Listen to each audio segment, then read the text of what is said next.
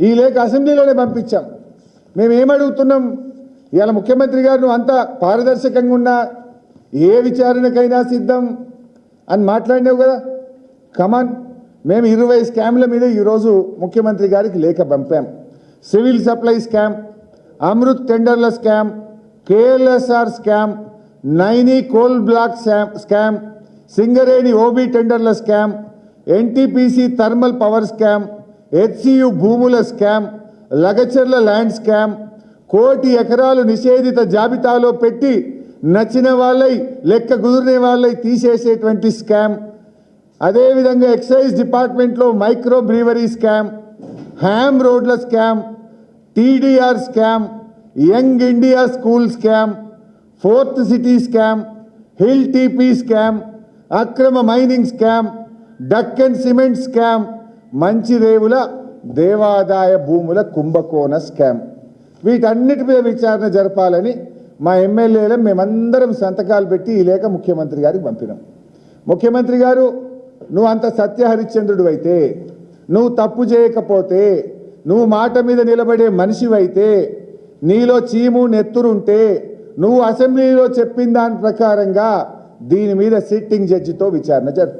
కమాన్, sitting జడ్జితో విచారణ జరుపు, లేదా హౌస్ కమిటీ వేయి. నువ్వు తప్పు చేయకపోతే ఎందుకు భయపడుతున్నావు? తప్పు చేయకపోతే ఎందుకు తోక ముడుస్తున్నావు? మాట మీద నిలబడవా నువ్వు? అసెంబ్లీలో కదా నువ్వు హామీ ఇచ్చింది. మా ఇద్దరినే కదా ఉత్తరం రాయమన్నది. ఇద్దరం కాదు, మొత్తం మంది ఎమ్మెల్యేలను కలిపి ఉత్తరం రాసినాం. కమాన్, ఈ 20 స్కామ్ల మీద ముందుకు రా, దీని మీద సిట్టింగ్ జడ్జి చేత విచారణ జరుపు. నిజాయితీ ఉంటే, నువ్వు తప్పు చేయకపోతే దీని మీద ముందుకు రా. నువ్వు ఎన్ని డైవర్షన్ టాక్టిక్స్ చేసినా ఈ స్కామ్ వదలం. ఈ 20 స్కామ్ల మీద కూడా మేము పోరాడతాం. మైనింగ్ స్కామ్ మీద పోరాడతాం.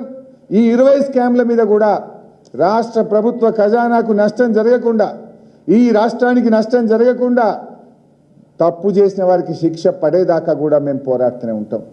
మైక్ ఇవ్వకుండా అసెంబ్లీ ఒక మాక్ అసెంబ్లీ అయిపోయింది. అసలు మాకు మైకే ఇయ్యరు. 4.5 గంటలు నిలబడ్డాము. గొంతు పోయేదాకా మైక్ ఇవ్వండి అన్నాం. మేము మా సీట్లో కూర్చుంటాం, మాకు మైక్ ఇవ్వండి అన్నాం. మా దిక్కు చూసులు లేదు, మాకు మైక్ ఇచ్చులు లేదు. నిజమైన అసెంబ్లీ నడిపే పద్ధతి ఇదా? ప్రతిపక్షాల గొంతు నొక్కడమేనా? ఇదే రకమైనటువంటి పద్ధతి అని నేను అడుగుతా ఉన్నాం. హౌస్ కమిటీ అడిగితే తప్ప, ప్రజాధనం దుర్వినియోగం చేస్తుంటే మేము దాన్ని ప్రశ్నించడం తప్ప. ఇది ఎట్లుందంటే, ముఖ్యమంత్రి గారికి ఒక భయం. పొంగులేటి గారికి ముఖ్యమంత్రి గారి మధ్య వాటాలు ఉంటాయి. ఏ ల్యాండ్ స్కామ్ జరిగినా 50-50, 30% తీసుకుంటారు ల్యాండ్ క్లియర్ చేయాలంటే.